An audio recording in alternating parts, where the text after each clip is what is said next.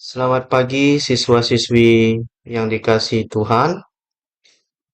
Pada hari ini kita akan mempelajari tentang materi sakramen baptis.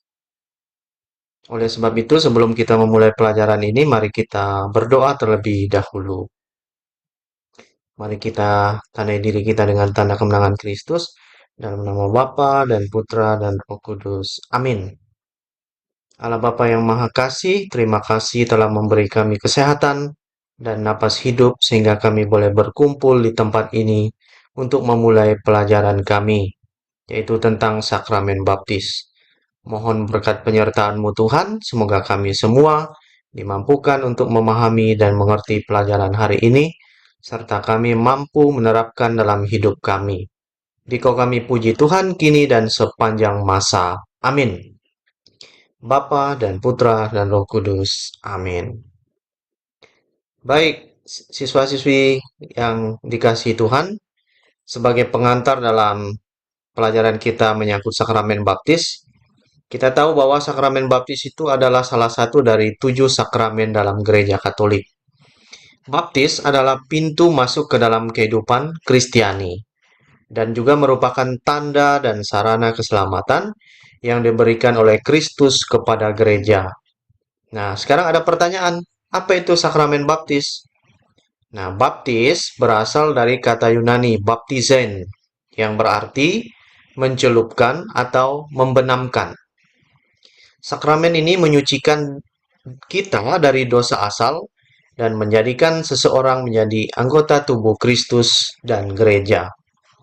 Adapun dasar Alkitabiah sakramen baptis itu dapat kita lihat di Injil Matius bab 28 ayat 19 sampai 20 yang berbunyi, "Pergilah, jadikanlah semua bangsa muridku dan baptislah mereka dalam nama Bapa, Anak, dan Roh Kudus." Kemudian dasar Alkitabiah berikutnya dapat kita lihat dari Injil Yohanes bab 3 ayat 5 yang bunyinya, "Sesungguhnya jika seseorang tidak dilahirkan dari air dan roh, ia tidak dapat masuk ke dalam Allah." Nah, siswa-siswi sekalian, untuk ritus baptis yaitu terdiri dari beberapa langkah. Yang pertama, persiapan. Dalam persiapan ini ada pengakuan iman dan penolakan atas dosa. Dan yang kedua, upacara inti. Apa nih maksudnya dengan upacara inti? Yang dimaksud di sini adalah pencelupan atau penuangan air pada kepala sambil mengucapkan formula Trinitas.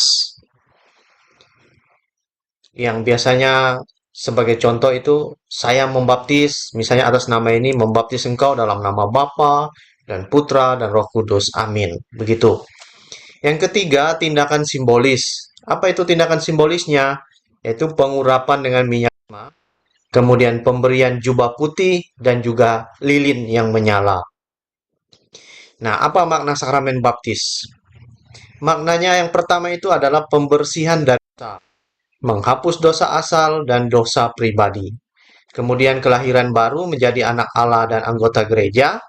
Kemudian yang ketiga, penandaan kekal, yaitu baptisan tidak bisa diulang.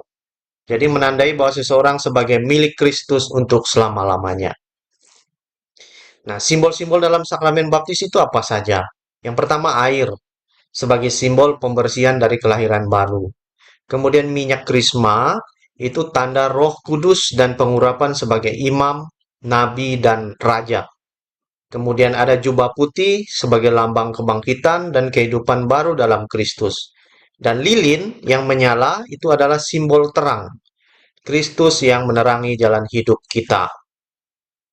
Nah, pertanyaan, apa peran orang tua atau wali baptis? Nah, orang tua bertanggung jawab untuk membimbing anak-anak dalam iman Katolik, sedangkan wali baptis menjadi pendukung spiritual dan membantu orang tua dalam tugas mereka. Nah, anak-anak yang terkasih, sakramen baptis dalam kehidupan sehari-hari berarti mengingatkan janji baptis, penolakan terhadap dosa dan setia kepada Kristus. Kemudian menghidupi panggilan sebagai anak Allah, yaitu dengan melayani sesama dan menjalankan ajaran Kristus. Kemudian menjadikan saksi iman, menggambarkan hidup Kristiani dalam tindakan sehari-hari.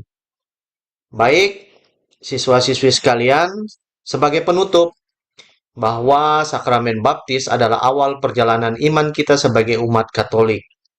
Kemudian mengajak kita sebagai siswa-siswi untuk lebih memahami dan menghargai makna dari sakramen baptis. Kemudian mengingatkan siswa untuk hidup sesuai dengan janji baptis dalam kehidupan sehari-hari. Nah, ada pertanyaan untuk didiskusikan nanti pada akhir pembelajaran.